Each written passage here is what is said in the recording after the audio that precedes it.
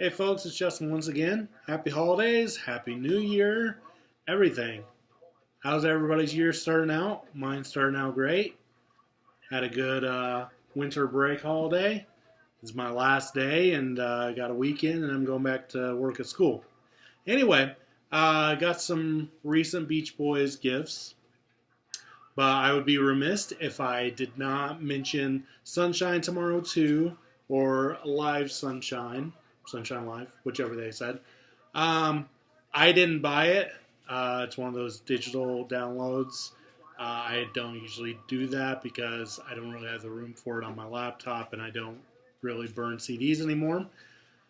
But the first Sunshine Tomorrow 2 has just a lot of the tracks from Wild Honey, backing vocals, vocals only, Smiley Smile stuff. There's Good News, which is an Owl song, Tune L, which is a Dennis song, all very interesting to hear.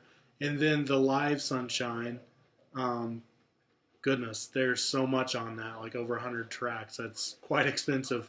What we have here is the Late in Hawaii rehearsals and the live shows, finally, without a bootleg-like quality.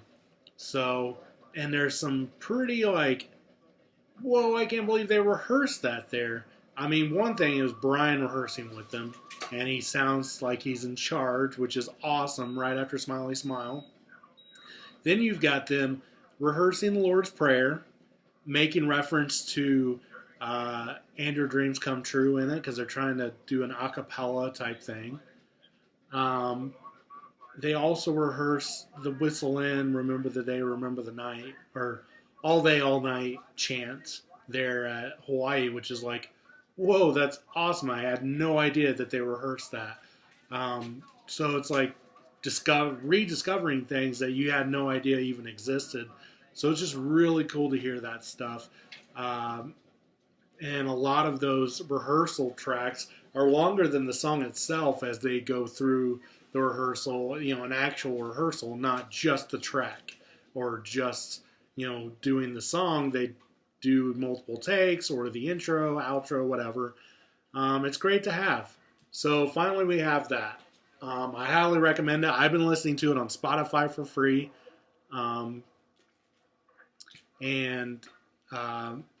If you're on my related artist, no. I think it's Surf Posting on Facebook. I complained about how I made a playlist and they started attaching Beyonce and Bruno Mars songs to my playlist, which they were not on there. I would have no reason to put that on there. That's not related at all. So that's annoying and discouraging. But I highly recommend just making a playlist. You can also log in onto your laptop, computer, desktop, whatever, and listen to the songs not on shuffle. Highly recommend that if you don't get on. I think that's about it, but there's just some really good session stuff I have not heard from the Smiley Smile stuff. You got the track from Lonely Days. You got the track of Time to Get Alone, which I've heard on bootleg, but now we have official, which is awesome. So moving on, here's my gifts. I got it, Unleash the Love, and I'm sure everybody's like, Justin, really? No, I totally get into this stuff. No way am I going to refuse this. So my father-in-law asked me if there was anything on my Amazon wish list. He was like, is there one thing that you really want to have? And I said, yeah, it's this. I really did want it. I do want the vinyl version, and I saw on Amazon that it was going to be released in December, last December. Now it's going to be released February, March. I don't know what the holdup is. I guess I'll just show you the CDs if you don't have it but really want to see it. So there's the Now disc of Unleash the Love. And there is the Then disc, which is the second disc of re-recorded oldies, basically. And there's the inset there. Mike meditating. So I figure I'll just go ahead and go through everything, what I'm feeling about the album. I already listened to it on my third time, I think, in my car. And I'll just point out a couple of interesting things. The track doesn't go track by track, or the booklet doesn't go track by track, but it does kind of talk about stuff here and there. I actually haven't read it yet. I haven't had time. Um, I've been dog sitting for somebody, so I've been driving across town, and I popped this in, and I actually like it. So let's just say this. You got the Now disc 1. And this is all newer stuff, which if you've been listening for a long time, you know a lot of this is on Boots. And, oh God, Mark McGrath, do it again. Yeah, we'll get to that. So anyway, this is an awesome picture of Brian and Mike playing basketball. Anyways, so you've got the Now disc, and there's a few new songs. All the Love in Paris is really a good song. I wrote it off at first when I've heard it on Spotify, and I was like, actually, I like it. The verses, the way it goes into it, reminds me of something from his 70s stuff. I believe that's a brand new track, brand new song. It's just a good song.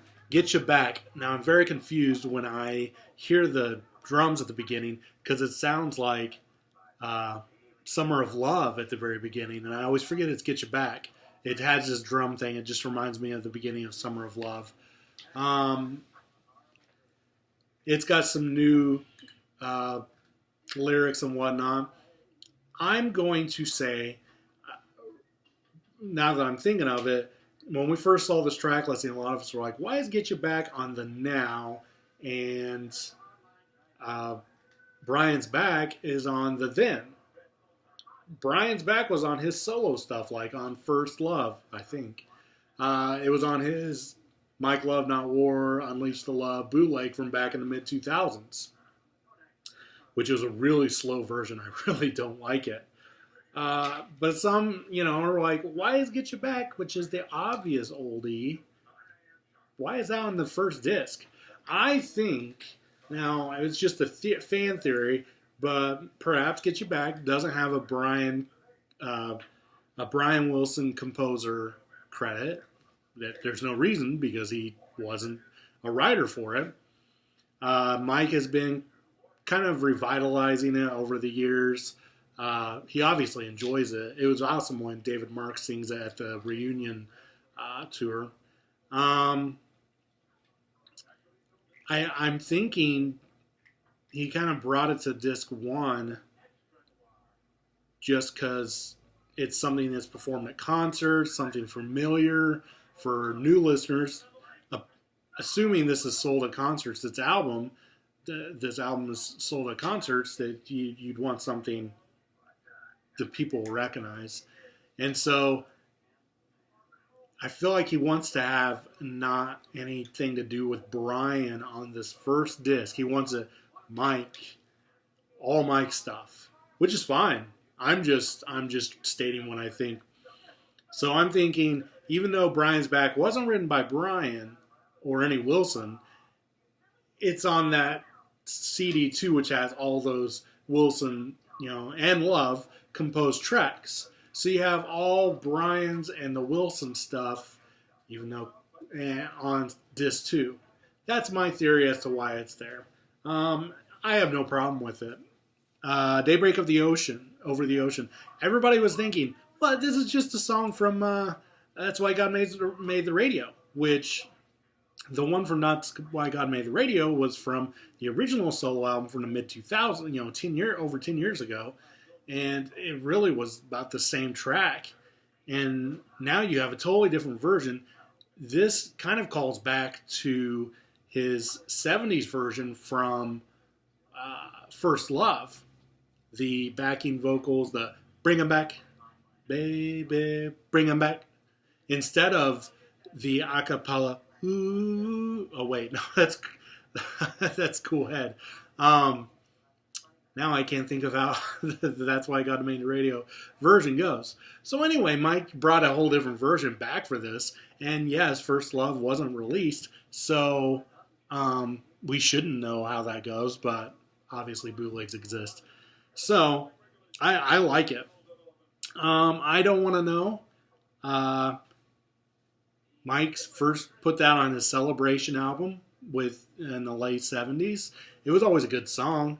It's got kind of a sass to it. I don't want to know. Mike loves sass. I don't know if that's a thing, but there's something about that song that's very him. I like it though. I liked it when it was on Celebration. I believe Christian Love sang a version of it for the original newer album that didn't come out, and then it was re-recorded. Too Cruel. It's about the same thing from First Love. It's really just an updated sound. All right, song. Excuse me. Crescent Moon. That's Love Like and Fairy Tales and Glow Crescent Glow. And I don't know if that's a totally new recording or if that's the recording from Love Like and Fairy Tales. I'll have to compare that from the ESQ listening the CD. Cool Head, Warm Heart. Same track from the Hallmark Father's Day CD set. Always loved that tune. It's a really good song. I'm glad it's finally included on something besides that CD set. Mike's been saying for years on his concerts, it's like, yeah, it's going to be a song, it's going to be on my solo album. Finally, it's out there. Much like Pisces Brothers, which is the next song, he's been saying that, that's, going to be, on my next solo album. The song for George, it's a pretty good song. I do I'll tell you, David Beard posted on his ESQ Facebook, the first half of this album is all the love side. The second half is the meditation, TM, soulful part of Mike. And that's where you start with Cool Head, Warm Heart. Unleash the Love, it's all right. I don't know. I know it's not a newer song. When I listen to it, I feel like it's wanting to be something really good. And I have no problem with the message of these songs. It's just the song. It's just, it's okay. I'll listen to it. I don't skip any of these tracks when I listen to the album. It's just like, I can't imagine them singing that in concert of Mike and Bruce's band for some reason. Maybe they have. Actually, no, they have. Gosh, I am so, brain fart. Yes, they have. It's kind of surprising that they did too. Ramraj. It's kind of a cool chant type thing. It's a newer song. I'm pretty sure I haven't heard anything about it before. And I think it's a pretty cool inclusion on this. And I'll take it. It's another one of those soulful songs of Mike's. 10,000 Years Ago. And you know what? Before I go into that, when I didn't realize John Stamos was on 10,000 Years Ago. Sorry, I just thought of that. When you think about these songs, I remember someone was talking about One Summer Night from Summer in Paradise and talking about how it's not that great of a song. And then they're like, but if Brian had done this song, would you feel differently? Would you like it more? And that's, when you listen to this kind of stuff, it's like, if Brian had done this, would I like it more than I already did? It's already showing a preference. And I don't like that, I'm accepting and opening up to the music as it is. It's just others who aren't. 10,000 Years Ago. Always heard that Dennis had something to do with this song, and there's a song on a bootleg. It's a very basic track, like a lot of bass into it. It doesn't sound a whole lot like it, and there's no credit for Dennis on this. Only One Earth and Make Love, Not War. Again, they're okay songs, and I think they're not older. Older is in like the past 10 years or so, not way back in the late 70s with First Love. And they're okay. It's hard for me to get into them. I don't know. I kind of like the Make Love, Not the chant, the repeat part. It's okay. To the then disc. Here we go. California Girls. I and before I even start, I want to say I guess I see why this disc is on there. It's when you go to a concert and Mike's promoting his album, maybe, and you want to get the hits too. So you got that. There's some songs on this disc. It's like, can't, no. There's some that are really good versions of it, but it's just like weird to hear them. So you got California Girls, and I'm not even going to go into the auto tuning. My thing is, it's hard for me to tell where the auto tuning is, and I don't want to just guess at it. I don't have a good ear for it. Is the auto tuning used for artistic value? Is it to sound like today's music, or is it to correct vocals? I believe they used on "That's Why God Made the Radio," and it's hard for me to hear it on that. Like I said, I don't have good ears for it. So if you'd like to point out some good parts, some parts that have the auto-tune, just write down in a comment down here in the video. Do It Again. It's the Mark McGrath and John Stamos version. Not a fan. The Do It. It's just, meh. I can't do it. Help Me Rhonda. Odd selection. It's really, I know we hear Help Me Rhonda when we see Mike and Bruce together in concert. It's very weird to have a studio version of Mike singing Help Me Rhonda, not Al. I'll just say that. The track for it's pretty good. They did a really good job with it, but it's just like, that's weird. I get around. I'm hearing some of that auto-tune in there. Warmth of the Sun with Amber Love, which is Mike's daughter. That is one of the highlights of this whole set. Great vocals. Good stuff. Brian's Back. Kind of weird. Starts as a California Girls intro, and then it goes into Teenage Girls. It's an alright recording. Still got Carl on it. Still got the You Still Believe in Me ending. I will say the best version of Brian's Back is the Endless Harmony soundtrack version that Alan Boyd put out. It's by far the best version. Kiss Me Baby. Really good version. Great vocals on it. I enjoy it. I appreciate it. Now, Darwin was featuring somebody on it, and I did not recognize. It's weird. This booklet on here says, on here, like featuring John Stamos, featuring, Amber Love and John Calso and Scott Totten. But on Darwin, it doesn't say who's featuring, but I know when I saw the credits somewhere, it said who it was featuring, Darwin. Lead vocal AJR. Who's AJR? I have no idea who that is. There's some parts I don't love about that version of Darling. It's all right though. I'll take what I get. And Wild Honey, I'm really glad it's on here. It's kind of a deeper cut, especially for those who only know the greatest hits, even though Wild Honey is like a greatest hit. It's like their live version, and John Calso, I believe, sings the lead on it. He's been singing lead on it for years. It's one of their encore songs. So it's awesome to have that on there. It's kind of like having their concert version on there. So I'm glad for those 5 tracks. Now you got Wouldn't It Be Nice, Fun, Fun, Fun, and Good Vibrations. They don't really do anything for me. Sorry. That's my honest opinion, and that's the way it's going to be. I appreciate the album, though. I'm not going to discredit it and say, what, is this not real? Or is this real? That's ridiculous. Come on. Other gifts I got. Now, I got this back for my birthday, but it was sent late because I had a hard time sending. And it's a bootleg of the 4th of July concert in 1981. It's a double LP. It's nice. open up like that.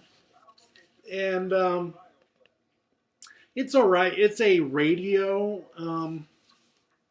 recording, so knowing this when you buy these, you got to know this isn't Capitol, this is Parachute Records, whatever that is, and you got to know what you're getting yourself into. This is probably just the same bootleg. It's just on vinyl. I've seen different reviews on Amazon for this and other bootlegs that are being sold, which is kind of crazy that they're being sold.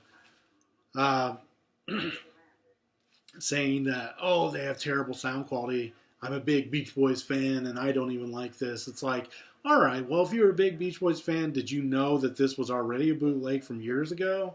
That was a radio version and they just now put it on record? I'm not trying to, get up on my pedestal here, but if you know your Beach Boys, then you know that this is not officially released. You should know that. I don't know. Maybe I'm giving too much credit or too less credit. I don't know.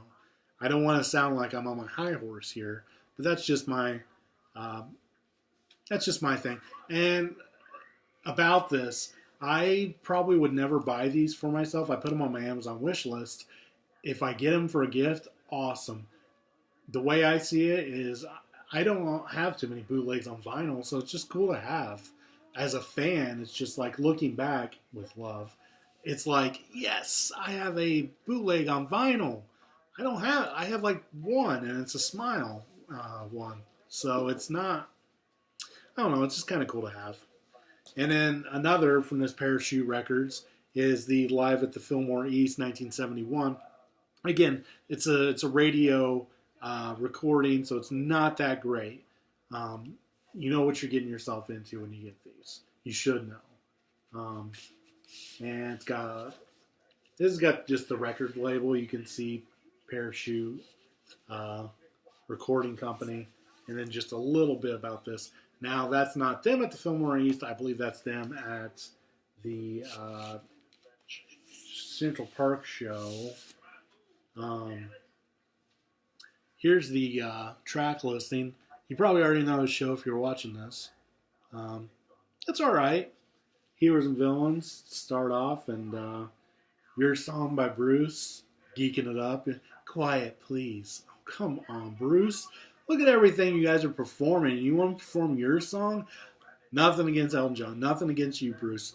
But this is like kind of a rock concert, and your song just doesn't fit with the rest of this. You do student demonstration time after this, for crying out loud.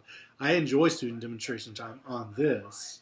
I wish that was just a concert staple and they didn't put it on Surf's Up. That's an argument for another day. But they end this highlight of the package, It's About Time.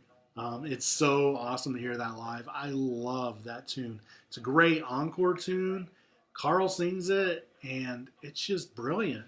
And I just love hearing it as an encore rather than Barbara Ann. This was an actual It's About Time was like a artistic statement for the time. It was an actual song from 2 albums ago, at this time. So it was an actual current song. So it's really cool to hear that. I wish it hadn't disappeared so soon. So, lastly, I got this book. I've been wanting it for a while. Pretty big, hardback, thick book. The America's Band. Reminds me of the Beatles anthology. As far as pictures, yes. As far as info, no. And as I've read online, this was just a fast publish to get out there. It's got some really good pictures and just some different things you don't always see. Well, you always see that in the summer. But, it's just cool to see that kind of stuff. Big colored pictures. But there's some stuff I've barely scratched the surface of reading this, and I've already, just seen just little mistakes here and there, and it's like, come on. My wife thinks I'm being critical, and I am criticizing it. I was looking on this. I got it for Christmas, and She's like, what are you going to do? Go post online about it? I'm like, of course, I'm going to be critical about it. Just found 2 mistakes. So if you're on my Beach Boys related artist Facebook, you know that I've already sought out that the few things. There was that Mike Love singles. I Can't Leave You Alone and Rain. Definitely not his singles. And I feel like that's been confused before. And there's not too many Mike Loves out there. But come on, do your research. If you're going to put out a book, then do it. And I'm not trying to be harsh on authors or anything. I would love to write a book, but you got to do your research. You got to. That's awesome. That's in there. Pretty glad that made it. And a few other just like random bits. They have something I just found weird. I don't have the vinyl because it was only out of South Korea. But Summer in Paradise is divided into side 1, side 2. An album, a vinyl of that never came out in the States. It was only a foreign release for South Korea. It's kind of weird that they put that on here. I mean, I wonder if they even knew that going into it, or they just, it's all on Wikipedia. A couple other things about listing the tracks is, and I haven't gone too far into this, Stars and Stripes Volume 1, Side 1 and Side 2. That did not come out in vinyl. There's acetates out there. I don't know how far those went, but it's not on record. It's kind of weird that they divided up Side 1 and Side 2. Yes, this is me nitpicking. That's me. I love this kind of stuff. I love pointing this stuff out. I am that fan. And then this, That's Why God Made the Radio, Side 1 and Side 2. As I pointed out in my group, the vinyl version of That's Why God Made the Radio is switch the tracks around. So you have like Beaches of Mine and Daybreak Over the Ocean on side 1, and I think The Private Life of Bill and Sue and Shelter are on side 2. And they switched. Now this has the CD, like how it came out on the CD, the tracks, 1 through 12. Now, if I'm wrong about that, point it out. Go ahead. I am always open to corrections. I like to correct things like this. If you see something that I erred on, I am more than open to that kind of criticism. That's fine, because I'm putting myself out there to be criticized. So don't be afraid to point out an error that I say. I want to know if I'm saying something wrong. So anyway, that's about it on that. I've not read it all the way through. Perhaps when I get done reading it, I will maybe do a little review video. I don't know how fast I'll get done reading it because it won't fit on my bedstand. It's so big. I have, I think it's Bob Green's book, When We Get to Surf City. I started that on my trip to New Jersey. So, and actually, this is just one Christmas. I still have my Christmas at my parents' house that I wasn't able to go to until next weekend. Maybe getting a couple more Beach Boys things. I don't know. That'd be pretty cool. So, hope everybody had a great holiday, whatever you celebrate. It's all okay to celebrate. That's awesome. Diversity, multicultural things is what makes our country great. Celebrate it. Welcome it into your home and into your community. Not to get too political, but I hope everybody had a great Christmas, great holiday. 2018, hopefully it's a better year than 2017. Take care, and hopefully we'll see you soon.